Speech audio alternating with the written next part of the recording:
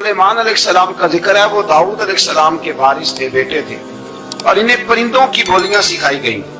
جنات اور انسانوں کے لشکر کا ایک فوجی ڈسپلن کے ساتھ ان کے پاس حاضر رہتے تھے۔ وہ جو ان کا لشکر تھا نا، اس میں انسان بھی تھے، جن بھی تھے، اور اس کے اندر پرندے بھی تھے۔ ان کا لشکر تھا، وہ ہمیشہ ان کے پاس رہتے تھے۔ حضرت سلیمان علیہ السلام گزر رہے تھے تو ایک مقام سے آپ گزرے جہاں چیونٹیاں بڑی کثرت کے ساتھ تھیں۔ تو ایک چیونٹی جو ان چیونٹیوں کی سردار تھی، ان چیونٹیوں کی بڑی تھی، اور مفسرین کرام نے یہ بھی لکھا ہے کہ وہ تھی بھی ایک آنکھ اس کی کوئی نہیں تھی، ایک ٹانگ اس کی کوئی نہیں تھی، لیکن اس حال میں بھی وہ چیونٹی جو تھی وہ چیونٹیوں کی قیادت کر رہی تھی۔ تو حضرت سیدنا سلیمان علیہ السلام کا لشکر جب وہاں سے گزرا تو وہ کہنے لگی یا ایھا النمل ادخلوا مساکنکم، کہنے لگی چیونٹیوں اپنے بلوں میں گھس جاؤ، کہیں ایسا نہ ہو کہ سلیمان علیہ السلام کا لشکر بے دہانی میں، سلیمان کا لشکر توجہ نہ کرے اور تمہیں پاؤں کے نیچے مسل دے، لہذا اس طرح کرو کہ تم اپنے اپنے بلوں میں گھس جاؤ۔ حضرت سلیمان ابھی 3 میل دور تھے، تمام مفسرین نے لکھا ہے 3 میل دور تھے، تو وہاں سے چیونٹی بول رہی تو قرآن کہتا ہے کہ حضرت سلیمان اس کی بات سن کے ہنس پڑے، فتبسم ضاحکا، آپ اس کی بات سن کے ہنس پڑے۔ تو دیکھو یہ چیونٹی کیا کہہ رہی ہے، ذرا غور کرنا بات پر کہ حضرت سلیمان 3 میل دور فاصلے پر چیونٹی کی بات بھی سن لیتے۔ مولوی نے قرآن کی آیت پکی یاد کر لیا، انا بشر مثلکم، کہتا ہے حضور نے کہا میں تمہاری طرح کا بشر ہوں، تو نبی ہماری طرح ہوتے ہیں جی، تو وہ تو 3 میل دور چیونٹی کی آواز سن لیتے تھے۔ اس کے کان میں چیونٹی رکھو بلا، اسے کہو کہ بتا بلا کیا کہتی ہے، کچھ بتائے گا، پھر دوڑ لگا دے گا شاید۔ کان میں رکھو اس کو، کہو بتا چیونٹی کیا کہتی۔ اور اگر یہ لفظ نہ ہوتے قرآن کے، جب انہوں نے سنا تو ہنس پڑے، یہ جملے نہ ہوتے تو شاید اس کو بھی نہ مانتے، لیکن حضرت سلیمان نے سنی چیونٹی کی بات، اور اب اگلی بات کہنے لگا ہوں، بڑے خوبصورت لفظ لکھے ہیں مفسرین نے، فرماتے ہیں دیکھو ایک چیونٹی نے ایک جملہ بول کے، ایک چیونٹی نے ایک جملہ بول کے اپنے قبیلے کی خیر خواہی کی، تو رب نے اس کا جملہ بھی قرآن میں بیان فرما دیا۔ تو جو ساری زندگی لوگوں کو جملے بول بول کے کہے رب رسول کی طرف آ جاؤ، تو اللہ قیامت میں اس کی بات کو قائم نہیں فرمائے گا۔ جو بھی کسی کی خیر خواہی کرے وہ ایک جملہ بول کے کرے، اور ہو بھی چیونٹی، تو اگر اللہ اس کا ذکر قرآن میں باقی رکھتا ہے تو میں اور آپ اگر کسی کی خیر خواہی کریں گے تو انشاءاللہ ذکر باقی رہے گا۔ شرط یہ ہے کہ کرے خیر خواہی، خیر خواہی کرو کسی کی، جملہ بول کے بھی کرو، چیونٹی بھی ہو تو اللہ قرآن میں ذکر باقی فرما دیتا ہے۔ تو اللہ تبارک و تعالیٰ نے اس بات کا ذکر قرآن مجید میں فرمایا، اس پر کئی کچھ لکھا ہے۔ اسی طرح سے ایک بات اور لکھی ہے ہمارے مفسرین نے کہ حضرت سلیمان ایک دن اسی طرح نکلے، قحط پڑ گیا تھا، بارش نہیں ہوتی تھی، تو حضرت سلیمان باہر میدان میں نکلے دعا کرنے کے لیے، خشک سالی، تو جب آپ گئے تو ایک چیونٹی اپنے پر پھیلا کے دعا مانگ رہی تھی، تو رب کریم نے فرمایا سلیمان آپ واپس چلے جائیں، بارش آ جائے گی پر آئے گی چیونٹی کی دعا پہ۔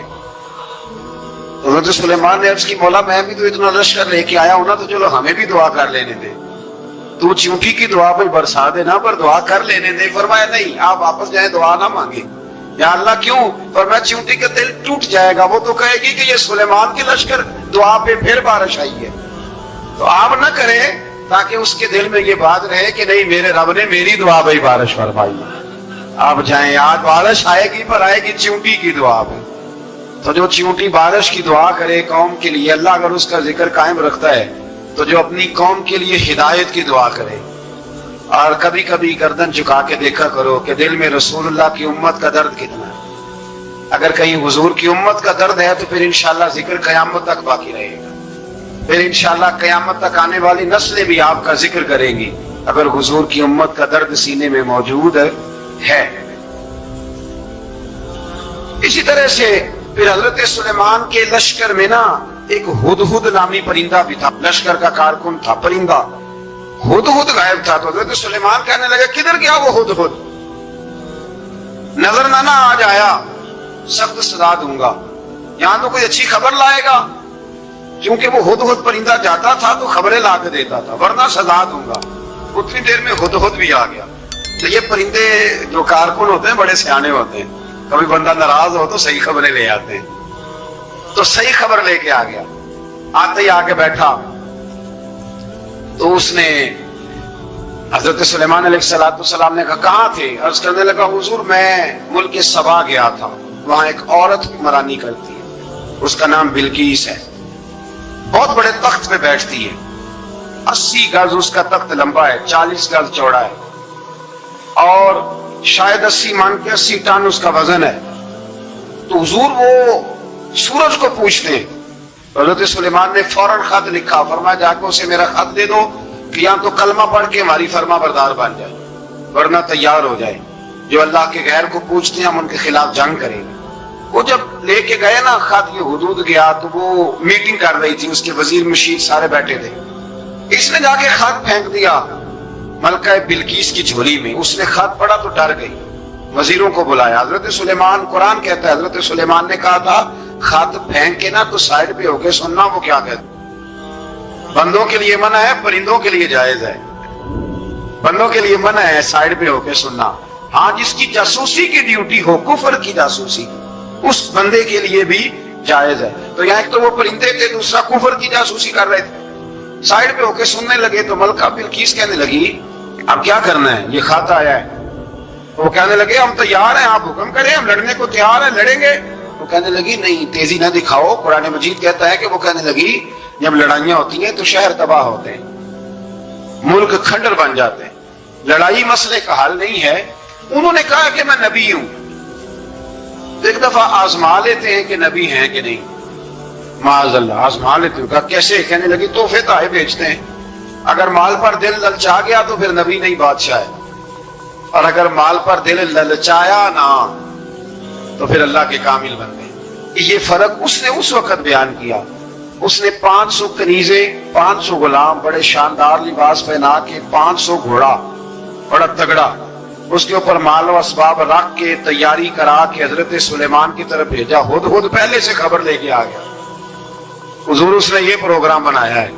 وہ جب آیا سارا کچھ، حضرت سلیمان دیکھ کے جلال میں آ گئے، فرمانے لگے اسے جا کے کہہ دو تو مجھے کیا تحفے بھیجے گی، میرے رب نے مجھے مالا مال فرمایا ہوا ہے، میں مالا مال کیا میرے مالک نے، جا اسے جا کے کہہ تو کیا تحفے دے گی۔ جب رب دیتا ہے تو پھر کوئی کمی نہ وہ نہیں چھوڑتا۔ بندے کیا دے سکتے ہیں، بندے تو بیچارے 10 دے کے تو 10 دن ان کی آنکھیں نہیں کھلتی۔ فرمایا مجھے اللہ نے جو دیا ہے کیا بات ہے اس کے دینے کی، تو فرمایا اسے کہو یا فرما بردار ہو کے آ جائے یا جنگ کے لیے تیار ہو جائے، ہم اسے اس کے شہر سے ذلیل کر کے نکال دیں گے۔ اس نے جا کے جب پیغام دیا تو اور ان لوگوں نے بھی آ کے بتایا کہ وہاں تو ہم عجیب منظر دیکھ کے آئے ہیں کہ جانور بھی ہاتھ باندھے کھڑے ہیں، وہاں تو جنات، سرکش جنات کھڑے، وہ بادشاہ نہیں وہ نبی ہیں، وہ جو 500 غلام اور 500 کنیزیں گئی تھی، حوال سنایا آ کے۔ تو ملکہ بلقیس نے پھر خط لکھا کہ میں فرما بردار ہو کے آ رہی، مانا کیا ہے میں کلمہ پڑھنے کے لیے آ رہی ہوں۔ تو حضرت سلیمان نے کہا بھی اب اس طرح کرو، ذرا فرش بچھاؤ۔ انہوں نے فرش بچھایا، اس طرح کا کہ اوپر فرش تھا، نیچے مچھلیاں تیر رہی، لگ رہا تھا دریا ہے، ڈیوٹی لگا دی، جنات نے بچھا دیا۔ ادھر حضرت سیدنا سلیمان فرمانے لگے اب چونکہ مان کے آ رہی ہے تو اسے اپنی نبوت کی علامتیں بھی دکھانی ہیں۔ اس نے تخت بڑا شاندار بنوایا تھا، اور خواتین میں جو عادتیں خواتین والی ہوتی ہیں وہ جاتی نہیں، وہ 7 کمروں میں نا پیچھے اپنا تخت رکھ کے تو 7 دروازے بند کر کے آئی۔ اس زمانے میں ایک رواج تھا، ابو زلیخا نے بھی 7 دروازے مکفل کے، ایک رواج تھا، ایک کمرہ، پھر کمرے کے پیچھے کمرہ، پھر اس کے پیچھے کمرہ، پھر اس کے پیچھے کمرہ، اس کو بڑے موٹے تالے لگائے جاتے تھے، اور فلسفہ یہ تھا کہ ایک تالا توڑے گا کوئی تو جب تک سپاہی آ جائیں گے، اور اگر اس کے توڑنے تک نہ آئے تو دوسرے کے توڑنے تک آ جائیں گے، اور اس کے توڑنے تک نہ آئے تو 7ویں تک تو آ جائیں گے۔ یہ ان لوگوں کا نفسیاتی معاملہ تھا، سوچ تھی۔ 7 کمروں میں مکفل کر کے نہ وہ نکلی۔ تو حضرت سلیمان علیہ السلام کہنے لگے بھئی مجھے اس کا تخت چاہیے اس کے آنے سے پہلے، اس کے آنے سے۔ اس واقعے کی کیا ضرورت تھی قرآن پاک میں، کہ کیا حاجت تھی یہ تخت والی ساری بات قرآن نے کیوں بیان کی؟ پوچھیں آپ اپنے دل سے بھی اور انکار کرنے والے منکرین سے بھی، اس کی کیا ضرورت ہے؟ وہ جو کہتے ہیں جی ولی کی کرامت کی کیا ضرورت ہے، سیدھی سیدھی نماز پڑھو، روزہ رکھو، حج کرو، زکوٰۃ دو، تو پوچھو ان سے ایک سورت نمل کے اندر اس ساری تفصیل کی کیا ضرورت تھی؟ ختم ہو گئی جب وہ کلمہ جو پڑھ رہی ہے، تو پھر اس سارے واقعے کو رب کیوں بیان فرماتا ہے؟ حضرت سیدنا سلیمان فرمانے لگے تخت چاہیے، اور چاہیے اس کے آنے سے پہلے قال عفریت من الجن، جنوں میں سے بہت بڑا جن بولا، کہنے لگا حضور آپ کا یہ تخت برخاست ہونے سے پہلے لے آؤں گا۔ یہ جو آپ میٹنگ کر رہے ہیں نا، یا فیصلے ختم، کچھ نے لکھا صبح سے شام تک میٹنگ ہوتی ہے اور اس کو آنے میں پتہ نہیں کتنے دن لگیں گے، تو میں یہ برخاست ہونے سے پہلے، اور کچھ نے کہا جی آپ شرط کیوں لگاتے ہیں کہ صبح سے شام تک ہوتی؟ اس جن نے کہا جی آپ 10 منٹ میں فارغ ہو جائیں، آپ فارغ ہوں گے تو تخت آ جائے گا۔ مفسرین نے لکھا ہے کہ جب قرآن کہتا ہے کہ اس نے کہا کہ آپ کے فارغ ہونے سے پہلے، اس کا مطلب ہے کہ جب آپ اٹھیں گے یہ جگہ خالی کر دیں گے تو تخت یہاں کیویں، ہزاروں میل کا فاصلہ ہے، آ جائے گا پر ہوائی جہاز پہ، کارگو کرا کے، جی DHL کے ذریعے۔ کیسے آئے گا؟ آئے گا تو بس آئے گا تو حضرت سلیمان کی تو بادشاہت تھی نا زمانے پہ، فرمانے لگے نہیں نہیں تو لیٹ ہے،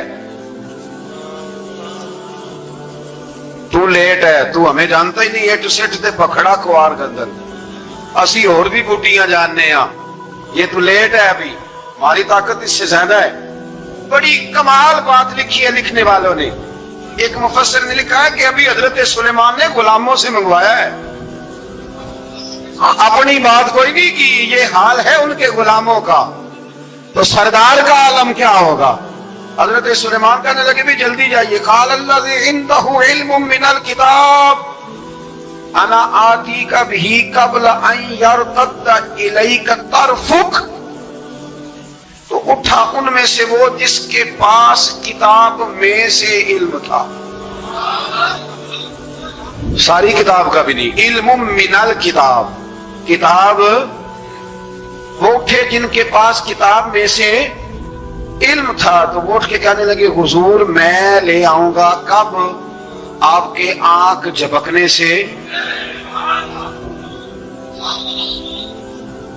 آنکھ جھپکنے سے، بندہ تھا جن تھا، جن کی تو بات مانی نہیں انہوں نے، کیا کہا؟ آنکھ جھپکنے سے، میں آنکھ جھپکنے سے پہلے لے آؤں گا۔ تو حضرت سلیمان کہنے لگے تو ٹھیک ہے چل لا پھر، لا پھر۔ آنکھ جھپکنے سے پڑے ہی نہ، نہیں پھر غصہ نہیں آتا ان پہ، پھر غصہ نہیں آتا۔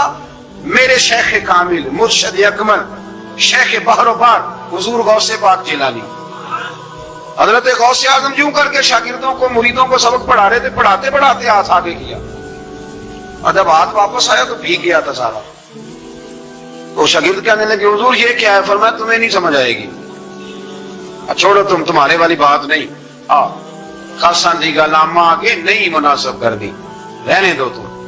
کچھ وقت گزرا تو کچھ لوگ آ گئے، ابھی کلاس ختم نہیں ہوئی تھی، کپڑے بھیگے ہوئے ہو، وہ شاگرد پہلے ہی منتظر تھے، کہا تمہیں کیا ہوا؟ کہنے لگے دریا میں جا رہے تھے، اچانک ہچکولے آنے لگے، تو ہم نے کوئی کسی بے عمل کا بازو تو نہیں نہ تھاما، ہم غوث اعظم کے ماننے والے ہیں، تو دریا میں کہا یا شیخ عبد القادر جیلانی شیئا للہ، اللہ کے راستے میں مدد کرو۔ تو کہنے لگے بس ایک ہاتھ ہی آیا ہے، اور یوں کشتی کھینچ کے باہر نکالیا۔ تو اب وہ شاگرد سارے چپ کر گئے، کہنے لگے جواب کیوں نہیں دیتے؟ انہوں نے کہا تم نے ہاتھ دیکھا ہے پہنچتا ہوا، اور ہم نے ہاتھ دیکھا یہاں سے جاتا ہوا، تم نے پہنچتا ہوا دیکھا ہے، تو ہم نے حضرت بہاؤالحق نقشبند بخاری، ان کی ایک مریدنی تھی، اوپر چبارے پہ کسی نے اس کی عزت پہ ہاتھ ڈالا، چبارے پہ اوپر والی منزل پہ، اس مریدنی نے اپنی عزت بچانے کے لیے چھلانگ لگا دی، جب وہ نیچے گر رہی تھی تو حضرت بہاؤالحق نقشبند بخاری پہنچ گئے، نیچے کوئی ایسا بندوبست کر دیا، کوئی چارپائی بچھا دی، کوئی ایسا جس پہ وہ آ کے آرام سے گری اور بچ گئی۔ حضرت صاحب کی طرف دیکھ کے کہنے لگی حضور آپ کب آئے؟ فرمانے لگے پتر جب تو چبارے سے چلی تھی تب میں بخارے سے چلا تھا، جب تو چبارے سے چلی تھی نا تب میں بخارے سے چلا تھا، اور تیرے نیچے آنے تک میں بھی پہنچ گیا ہوں۔ میں بھی مالی دا کم راکھی کرنا پھل کچے ہون یا پکے اے پیر مریداں دے سر تے رہندا ہے اے جھوٹے ہون یا سچے یہ پکی غلامی کریں یا کچی کریں پیر کی بھی مجبوری ہوتی ہے کیا کریں پیر مریداں دے سر تے ہی رہندا ہے اے جھوٹے ہون یا سچے کیا کیا جا سکتا ہے لیکن نافرمان بیٹے کا بھی تو جائیداد میں حصہ ہوتا ہے نا نافرمان بھی ہو تو جائیداد میں حصہ تو چلو باپ ناراض رہے گا تو اللہ ناراض رہے گا بات الگ ہے پر جائیداد کا حقدار تو ہے نا چاہے نافرمان ہی ہے پیر مریداں دے سر تے ہی رہندا ہے اے جھوٹے ہون یا پھر وہ تخت آ گیا حضرت سلیمان سے پوچھا یہ کیا ہے قال ھذا من فضل ربی فرمانے لگے کچھ بھی نہیں حضرت سلیمان کہنے لگے یہ میرے رب کا فضل ہے شاید سب مفسرین نے بڑی بڑی باتیں کی ہوں اور یہاں ایک قاضی ثناء اللہ پانی پتی رحمت اللہ علیہ کا فقرہ میں پڑھ رہا تھا بڑا مزہ آ رہا تھا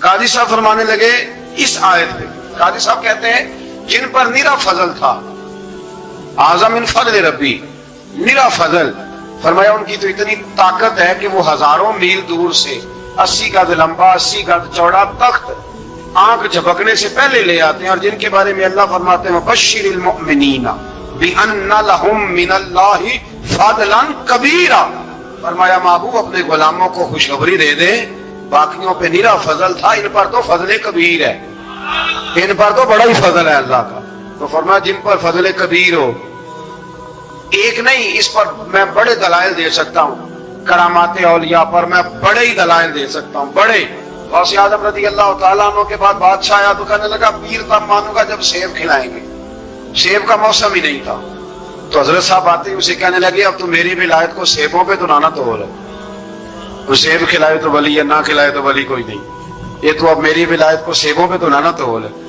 تو حضرت صاحب نے یوں ہاتھ اٹھایا تو اللہ نے 2 سیب عطا فرمائے تو وہاں جملہ ہے حضور غوث اعظم کا فرمانے لگے اگر اللہ حضرت مریم سلام اللہ جو بنی اسرائیل کی ولیہ ہیں ولی ہے نا وہ نبی تو نہیں نا عورت نبی نہیں ہو سکتی فرمایا اگر اللہ انہیں بغیر موسم کے پھل دے سکتا ہے میں تو محمد عربی کا نوکر ہوں فرمایا اب نہ 2 سیب آئے تھے تو وہ کہنے لگا میرے تو دل میں ایک سیب تھا نا تو حضور غوث اعظم نے نا ایک سیب مجھے دیا ایک میں نے کھایا تو ایک غوث پاک کھانے لگے کہتے ہیں میں نے منہ میں رکھا تو ترش تھا تو میرے چہرے کا وہ رنگ دیکھ کے نا اثر دیکھ کے کہ تلخی محسوس تو غوث اعظم کہنے لگے میرے والا کھا ایک انہوں نے کاٹ کے ٹکڑا دیا کہتے کھایا تو بڑا میٹھا تھا تو میں نے کہا حضور آئے تو دونوں ہی غیب سے ہیں آپ کے والا میٹھا ہے میرے والا کڑوا ہے تو آپ فرمانے لگے آئے تو دونوں غیب سے تھے پر ایک کو ذرا ظالم کے ہاتھ لگ گئے نا اس کو تنبیہ بھی کر دی کہ ظلم سے باز آ جا تنبیہ بھی کر دی پر میں ہاتھ ظالم کے لاگے اس لیے ترش ہو گیا سیانا بان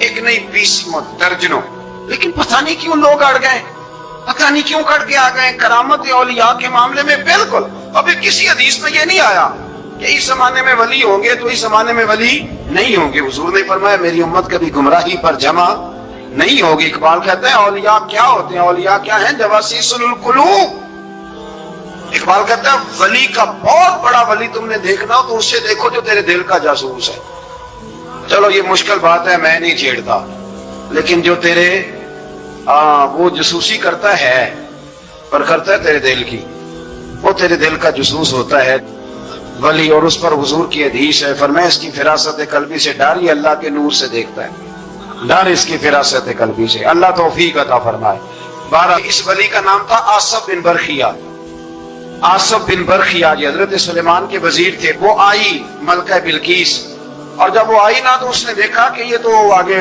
سامنے حضرت سلیمان بیٹھے ہیں اور جو رستہ ہے نا درمیان میں وہ فرش ہے کہ دریا ہے سمجھ نہیں آ رہی تو اس نے نا اپنا یوں کر کے اوپر کپڑا اٹھانا شروع کر دیا کہ نیچے پانی ہے حضرت سلیمان کہنے لگے چلتی آ نیچے کچھ بھی نہیں اس نے پیر رکھا نیچے مچھلیاں بھی تیرتی جا رہی تھی حضرت سلیمان علیہ الصلوۃ والسلام آج بھی اللہ نے توفیق دیا نا لوگوں نے اس طرح کی تعمیرات بعد میں کی ہیں لیکن اس کے موجد اس کے پہلے بنانے والے حضرت سلیمان ہیں اللہ کی دی ہوئی توفیق سے تو وہ ملکہ آپ کے پاس آئی پھر وہ آپ کی فرما بردار ہو گئی اور بعد مفسرین نے یہ لکھا ہے کہ اس نے جب کلمہ پڑھا تو پھر اس کا نکاح بھی حضرت سلیمان سے ہوا حضرت سیدنا لقمان اپنے بیٹے کو نصیحت کرتے ہیں اور قرآن مجید نے سورہ لقمان کے اندر آپ کی ان نصیحتوں کا ذکر فرمایا ہے اللہ کریم نے ارشاد فرمایا کہ حضرت لقمان ان کی جو بات انہوں نے اپنے بیٹے کے ساتھ کی، فرمایا وَلَا تُصَعِّرْ خَدَّكَ لِلنَّاسِ، اے میرے بیٹے لوگوں کے ساتھ اپنے رخ کو نہ پھیرا کر، غرور کے ساتھ اپنے لب و لہجے کو پھیر نہ لیا کر لوگوں کی طرف سے، اور وَلَا تَمْشِي فِي الْأَرْضِ مَرَحًا، اور زمین پر اکڑ اکڑ کے نہ چلا کر، تکبر کے ساتھ اپنے لب و لہجے کو لوگوں سے پھیر نہ لیا کر، اور زمین پر اکڑ کے بھی نہ چلا کر۔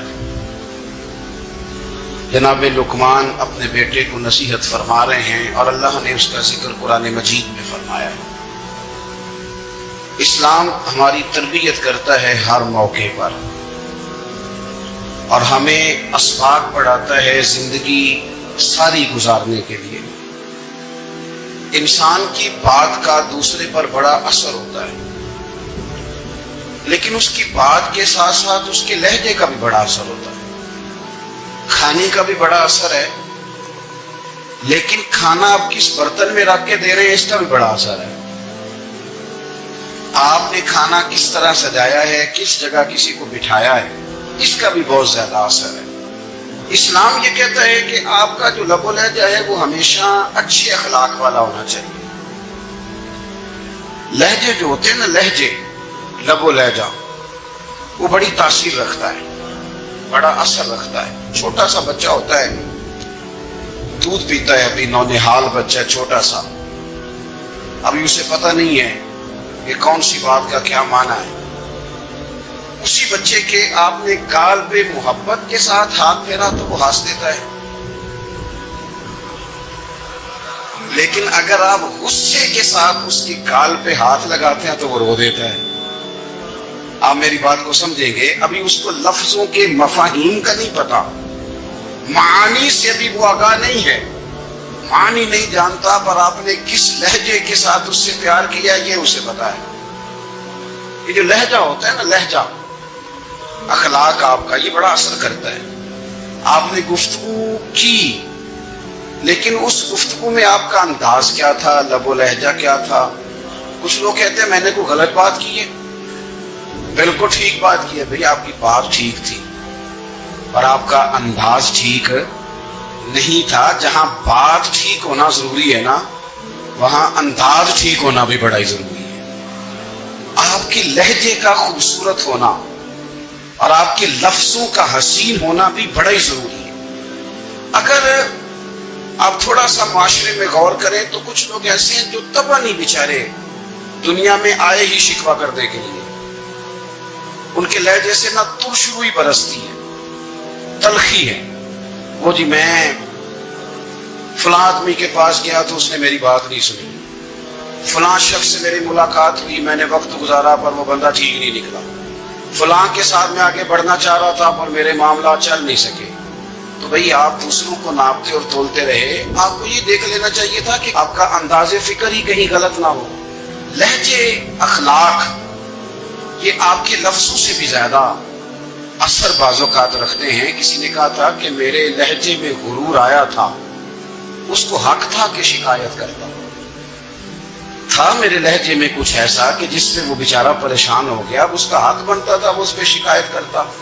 تو میرے عزیز، آپ بات کو یاد رکھیں گے کہ جو اخلاق ہے، آپ کا جو اخلاق ہے، جو آپ کا کردار ہے، وہ اپنی ایک خوبصورتی رکھتا ہے۔ اس لیے میرے نبی پاک صلی اللہ تعالی علیہ وآلہ وسلم نے فرمایا تم میں کامل مومن وہ ہے جس کا اخلاق زیادہ اچھا ہے۔ جو کہانیاں زیادہ سناتا ہے وہ نہیں، جو اپنی خدمات زیادہ بتاتا ہے وہ نہیں، جو باقی سب کی نفی کر کے کہتا ہے کہ دنیا میں کوئی بندہ ٹھیک نہیں، صرف میں ٹھیک ہوں، وہ والا بندہ نہیں، بلکہ فرمایا جس بندے کا اخلاق زیادہ اچھا ہے۔ اخلاق دیکھیں، یہ جو آپ کا لہجہ ہوتا ہے نا، یہ بہت زیادہ اثرات مرتب کرتا ہے آپ کے گھر پہ بھی، باہر بھی۔ آپ اگر اپنی گفتگو میں باڈی لینگویج کو تھوڑا سا اچھا رکھیں، کچھ لوگ ایسے ہوتے ہیں جو بات بڑی صحیح کرتے ہیں پر کچھ زیادہ ہی باتیں کرتے ہیں، وہ زیادہ باتیں کرنے کی وجہ سے ان کی جو صحیح باتیں ہوتی ہیں ان کا بھی وزن خراب ہو جاتا ہے، کیونکہ وہ زیادہ باتیں کرتے ہیں۔ ہر وقت بولتے ہیں، ہر وقت بات کرتے ہیں، تو جب وہ ٹھیک بات بھی کر رہے ہوں تب بھی ان کی بات کا لوگ اثر قبول نہیں کرتے. لیکن اگر ان کا لہجہ باوقار ہو، بات وہ تھوڑی کریں پر جتنی کریں ذرا سونی کر کے کریں، گفتگو میں خود بخود اثر پیدا ہو جائے گا، بات اچھی لگے گی. اخلاقی رویے اگر لوگوں کے زیادہ اچھے ہو جائیں، ایک تو مسکرانے کا بل کوئی نہیں آتا، اس کے پیسے کوئی نہیں لگتے، اور یہ بھی شکر ہے ابھی تک اس پر ٹیکس بھی کوئی نہیں، یہ بھی مقام تشکر ہے. تو اگر آپ بات کریں اور اس میں تھوڑی سی مٹھاس پیدا کر لیں، آپ تھوڑی سی بات میں نا مٹھاس. میرے ایک کلاس فیلو ہیں، تو وہ تقریر کر رہے تھے اور میں سن رہا تھا، تو مجھے بعد میں کہنے لگے آپ تبصرہ کریں میں نے کیسی تقریر کی ہے. یہ ہوتا ہے نا جی، بعض اوقات دوست بیٹھتے ہیں بے تکلف تو کئی دفعہ کچھ باتیں ایسی ایک دوسرے کے ساتھ کرتے ہیں. تو مجھے کہنے لگے آپ بتائیں کہ میں بات کر رہا تھا تو کیسی تھی. تو میں نے کہا جب آپ بات کر رہے تھے تو میں ڈر رہا تھا، مجھے لگ رہا تھا کہیں آپ لڑ نہ پڑے. بھئی آپ اطمینان سے بات کریں، آپ تسلی سے بات کریں، آپ خندہ پیشانی کے ساتھ بات کریں.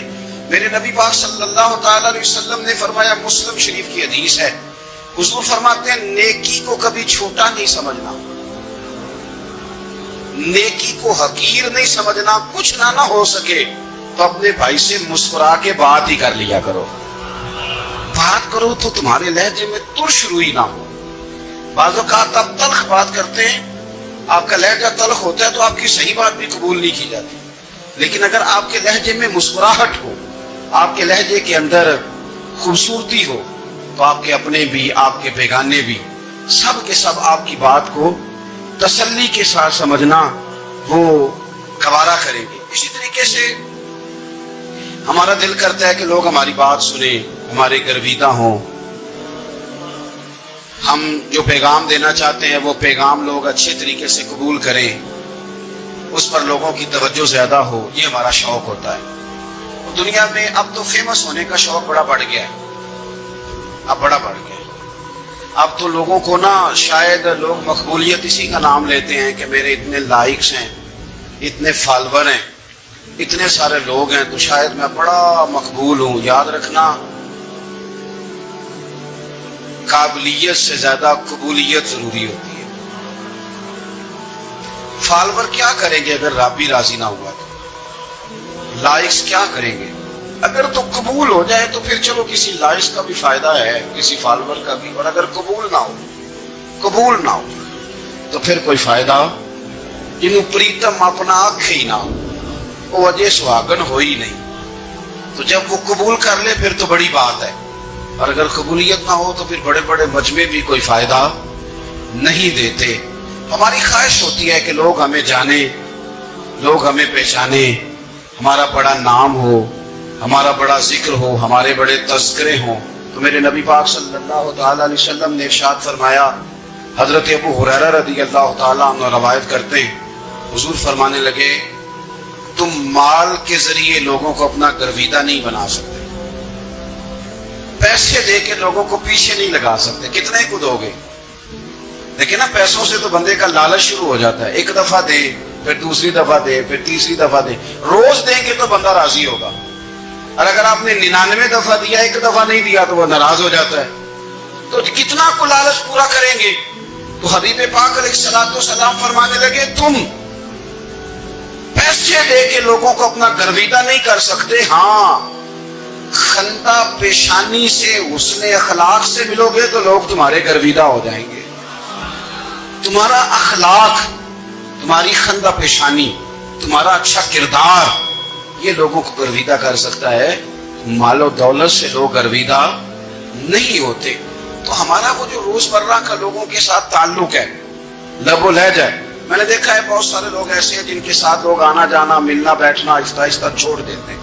اور وہ کس لیے چھوڑ دیتے ہیں؟ وہ ان کے رویے کی وجہ سے چھوڑ دیتے ہیں، ان کے انداز فکر کی وجہ سے چھوڑ دیتے ہیں، ان کے شکووں کی وجہ سے چھوڑ دیتے ہیں. مزاج ہوتا ہے نا ہمارا کہ ہمیں شوق ہوتا ہے تعلق زیادہ لوگوں کے ساتھ ہو، اور پھر یہ بھی شرط ہوتی ہے کہ میں جس کے پاس جاؤں وہ مجھے یہی کہے کہ تو میرے ساتھ ہی پیار کر. ایک صاحب مجھ سے کہنے لگے کہ یہ میں محفل کراتا ہوں، آپ بھی تشریف لائیں، اور میں 20 उलमा को बुला चुका हूं और बड़े बड़े नामवर नाम उन्होंने मेरे सामने लिए। मैंने उनसे पूछा कि जो नाम आपने लिए हैं और आपकी तस्वीरें भी साथ हैं, मैं अल्हम्दुलिल्लाह तस्लीम कर गया हूं आपकी बात को, लेकिन सवाल मेरा ये था कि क्या आप नमाज भी पढ़ते हैं? 21 उलमा को आपने बुलाया या 20 को बुलाया और बड़े बड़ों को बुलाया और मुझे भी आप दावत पेश कर रहे हैं, तो नमाजी भी आप हैं, नमाजी भी हैं। कहने लगे आप दुआ करें मैं नमाज पढ़ना शुरू कर दूं। मैंने उनसे कहा खुदा के बंदे, अब अगर तू किसी और को बताएगा कि 20 इतने इतने बड़े लोगों से मेरा ताल्लुक कर पड़ता मैं नमाज भी नहीं, तो लोग क्या सोचेंगे कि 21 मौलवी मिलके भी एक बंदे को नमाजी नहीं बना सके। तो आप अपने लबो लहजे से सिर्फ बातों से गर्विदा किसी को कर लेंगे। आप ये देखें कि अखलाक किस तरह का है, लहजा किस तरह का है, आपकी बात करने का अंदाज कितना हसीन है, उस लफ्ज के अंदर हुस्न कितना ज्यादा है। नबी पाक सल्लल्लाहु अलैहि वसल्लम भी तबलीग फरमाते, हम भी तबलीग करते हैं। मैं और आप जब तबलीग करते हैं तो उस तबलीग के अंदर शिकवा होता है और तनकीद होती है, और बाज़ जगह मैंने ये भी देखा है कि तंज होता है, तंज। हम दूसरे को दीन की दावत रहे हैं, लेकिन हमारे लबो लहजे से तंज और तुशरुई छलकती है। तू दौलत के पीछे लग गया है, तू बिल्कुल जाहिल है, तू बिल्कुल, तेरे खानदान में से भी कोई नहीं इधर आता। आप तंज कर रहे हैं, आप दावत दीन नहीं दे रहे। दावत दीन तो गुलदस्ते में रख के पेश की जाती है, उसकी तो एक खूबसूरती है, उसका तो एक हुस्न है, उसकी तो अपनी एक जाज़बियत है, उसकी अपनी एक नूरानियत है। सहाबा किराम अलैहिम रिदवान फरमाते हैं कि हज़रत साद बिन मुआज़ रज़ियल्लाहु तआला अन्हु का जनाजा था। अल्लाह के प्यारे महबूब सल्लल्लाहु तआला अलैहि वसल्लम ने जनाजे की इमामत फरमाई, और जनाजे की इमामत के बाद अभी ना कब्र के तैयार होने में कुछ टाइम बाकी था, तो हुजूर जमीन पे तशरीफ फरमा हुए। लोग कब्र की तैयारी में हैं, बाज़-औक़ात होता है ना अभी कब्र नहीं तैयार हुई, तो कहते कि लकड़ी के साथ हुजूर ने जमीन कुरेदनी शुरू कर दी, और देर तक हुजूर ने चेहरा नूर को जमीन की तरफ झुकाए रखा, गोया जमीन शर्फ़े दीदार हासिल करती गई। देर तक चेहरा नूर झुका रहा जमीन की जानिब, हुजूर ने रुखे नूर को फेर लिया। सहाबा कहते हैं कि हम ना बड़े, जब हुजूर हमारे करीब होते थे तो हमारा ख्याल होता था कि रहमत की बरखा है, अपने अपने हिस्से का करम उड़ेल ले अपने ऊपर। फरमाते मुंतजिर थे कि हुजूर कब हमारी तरफ रुखे अनवर फेरें और हम करीम से कोई बात सुन सकें। इरशाद फरमाते हैं कि हम बड़े शदीद मुंतजिर थे। देर के बाद नबी पाक अलैहिस्सलातु वस्सलाम ने चेहरा अनवर उठाया, देर के बाद चेहरा अनवर उठाया। ये देखिए तबलीग हो रही है, और जब हुजूर ने चेहरा अनवर उठाया तो आंखों में आंसू थे, रो रहे थे। और 3 दफा हुजूर ने फरमाया, क्योंकि कब्र तैयार हो रही थी, 3 दफा नबी करीम ने फरमाया, लोगों कब्र आखिरत की मंजिलों में से पहली मंजिल है, इसकी तैयारी कर लो, इसकी तैयारी कर लो, इसकी तैयारी कर लो। 3 दफा हुजूर ने ये जुमले दोहराए। क्यों? एक मैं तबलीग करता हूं और उसमें न दर्द है, न रोना है, न वो लबो लहजा। एक हुजूर दावत दे रहे हैं कब्र की तैयारी की, लेकिन उसमें आंसू है, उसमें खास रगबत है गुलामों के लिए। तो अपनी जिंदगी के अंदर जो हमारा अंदाज़ तकल्लुम है, हमारा अंदाज़ गुफ्तगू है, मैं कहा करता हूं कि हम ना दीन के लिए जब कलाम कर रहे होते हैं तो शिद्दत होती है हमारे जुमलों के अंदर।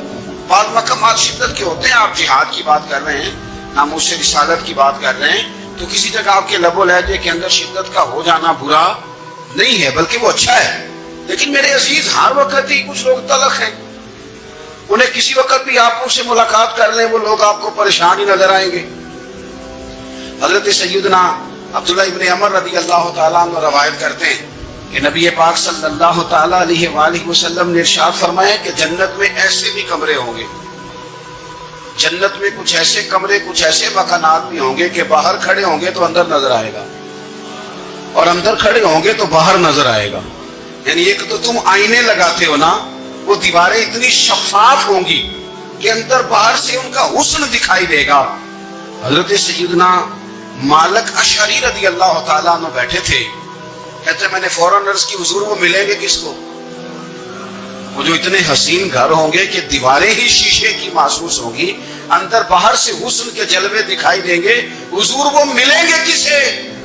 اللہ کے پیارے محبوب علیہ السلام نے فرمایا وہ اس کو ملیں گے جو گفتگو اچھی کرے گا، جو گفتگو اچھی کرے گا، لب و لہجہ اخلاق والا ہوگا، گفتگو اچھی کرے گا، لوگوں کو کھانا کھلائے گا، اور جب لوگ سو رہے ہوں گے تو اٹھ کے اپنے رب کی عبادت کرے گا۔ اس شخص کو وہ مکانات ملیں گے جن کی دیواریں آئینے کی مانند ہوں گی، جن کا حسن تازہ ہوگا، جن کو اللہ تبارک و تعالیٰ نے اپنے فضل سے مزین کیا ہوگا، سنوارا ہوگا۔ ہم اگر تھوڑی سی توجہ کریں نا، کئی دفعہ وقت گزر جاتا ہے، لہجہ نہیں بھولتا، لہجہ یاد رہتا ہے۔ آپ تو 2 منٹ کے لیے غصے میں تھے نا، تو آپ نے کوئی بات کر دی کسی غریب کو، کسی شخص کو، آپ غصے میں تھے، آپ نے کہہ دیا، اس بیچارے نے سن لیا، لیکن وہ باتیں اسے سونے نہیں دیتی، بار بار یاد آتی۔ کوئی آپ کے ساتھ تلخ کلام کر دے نا، کبھی تلخ گفتگو کر دے، بندہ جب سامنے آتا ہے وہ باتیں یاد آ جاتی ہیں، تکلیف ہوتی ہے، اور وقت گزر جاتا ہے۔ لڑائیاں ہمیشہ چل نہیں سکتی۔ لڑائی کتنی دیر کی ہوتی ہے؟ 1 دن کی، 2 دن کی۔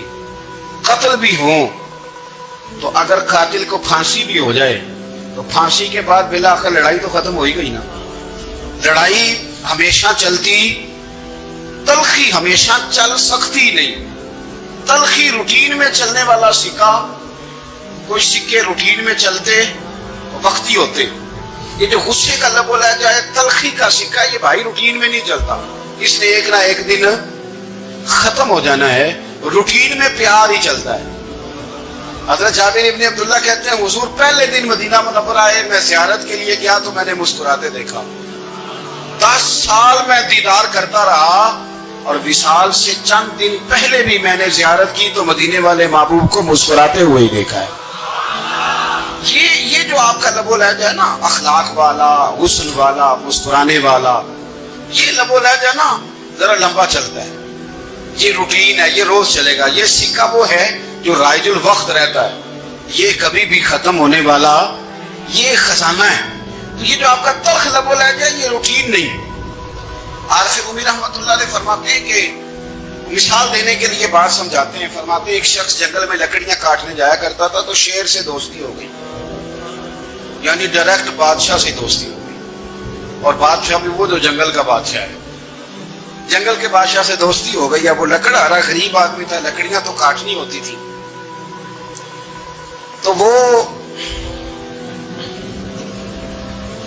جنگل کا بادشاہ اعلان کر دیتا جانوروں کو کہ میرا دوست ہے، ایک تو کوئی تنگ نہ کرے، اور دوسرا یہ کہ سب لوگ مل کے اس کے ساتھ تعاون کریں۔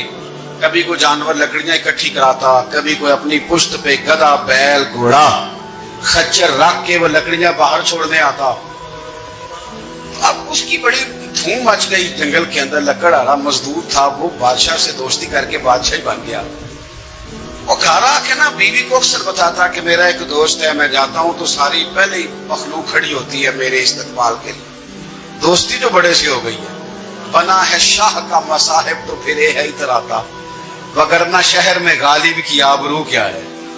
ہم نے تو پوچھتا ہی کوئی نہیں، یہ تو بنا ہے شاہ کا مصاحب تو پھرے ہے اتراتا، وگرنہ شہر میں غالب کی آبرو کیا ہے۔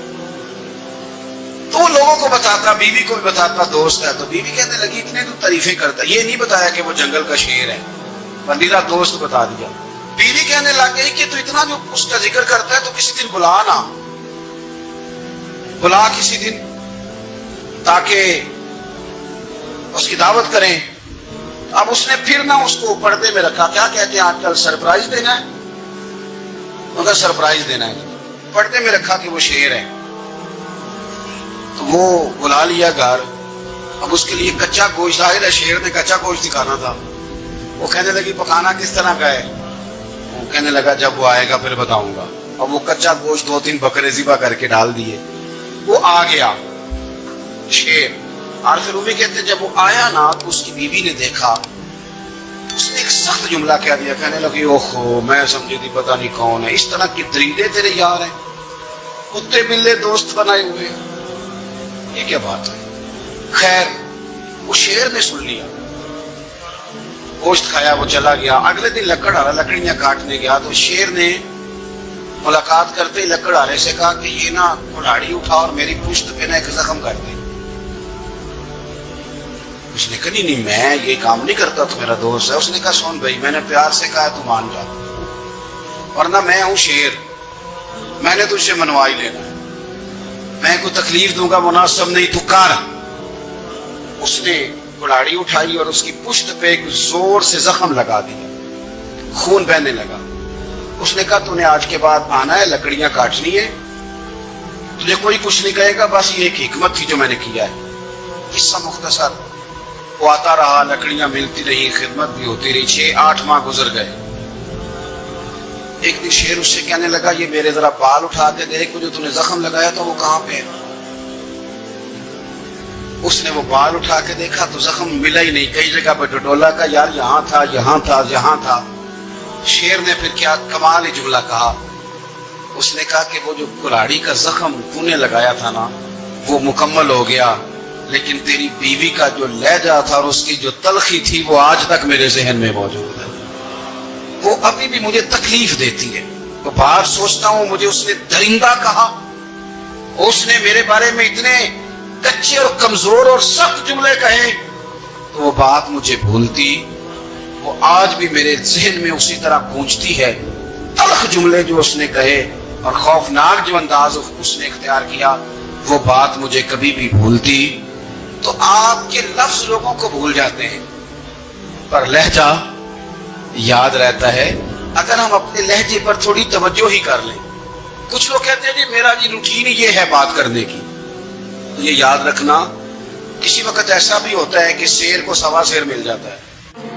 رحمت اللہ علیہ درویش تھے دلی کے, بہت سارے لوگ مرید تھے. ایک بڑا خدمت گزار مرید تھا, مزدوری کرتا تھا, غریب تھا. تو 6 بیٹیاں تھیں اس کی. حضرت صاحب کے پاس روز آ کے کہتا حضور بچیوں کے لیے دعا کرے, اللہ کوئی اسباب پیدا کر دے. ایک بچی کی شادی کا خرچہ 1000 دینار ہے اور میں غریب ہوں. حضرت صاحب دعا کر دیتے. خانقاہ شریف کے تھوڑے ہی فاصلے پر حضرت جہاں بیٹھ کے مریدوں کی تربیت کرتے تھے, اس سے تھوڑا ہی فاصلے پر نا ایک عیسائی رہتا تھا, بڑا مالدار تھا, بڑی سارے اونٹ گائے بھیڑ بکریاں رکھی ہوئی تھی, اور حضرت شریف الدین رحمت اللہ علیہ کی بڑی مخالفت کرتا تھا. اور یہ جو آپ کا غریب مرید تھا یہ اس کا پڑوسی تھا. ایک دن بلا کے نا ان کو کہنے لگا کہ تو کدھر جا کے جو ہے وہ ٹکرے مار رہا ہے, وہاں سے کچھ نہیں ملنے والا, وہ تجھے کیا دیں گے جن کی خانقاہ خود چندے پہ چلتی ہے, مدرسہ چندے پہ چلتا ہے, مسجد چندے پہ چلتی ہے, تیری بیٹی کا معاملہ کہاں حل ہوگا. تو اس درویش نے کہا کہ تو میرے پیر کو نہیں جانتا, تو مجھے میرا محبوب نہیں ڈٹھا, تو پتہ نہیں نا تو اس رستے کا مسافر نہیں, تو نہیں جانتا. ان کا بس چلے نا تو وہ ہر قیمت میں میری بیٹیوں کی شادی کرا دے.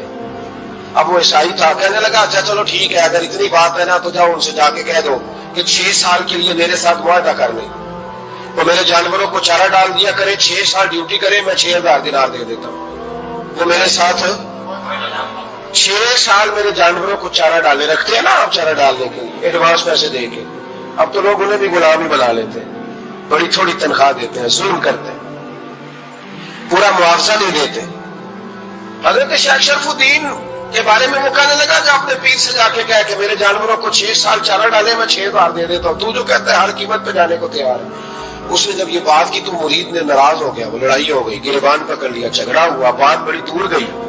اس طرح کی بات کرتا ہے میرے حضرت کے بارے میں, تیرے جیسے کئی میں وہاں کام پہ رکھا دوں. جب وہ بڑی بحث ہوئی, بات محلے میں علاقے میں پھیل گئی, دنیا نے سن لی, تو شیخ شرف الدین تک بھی پہنچ گئی. اس طرح جھگڑا ہوا ہے. لوگ سو گئے عشاء کی نماز کے بعد.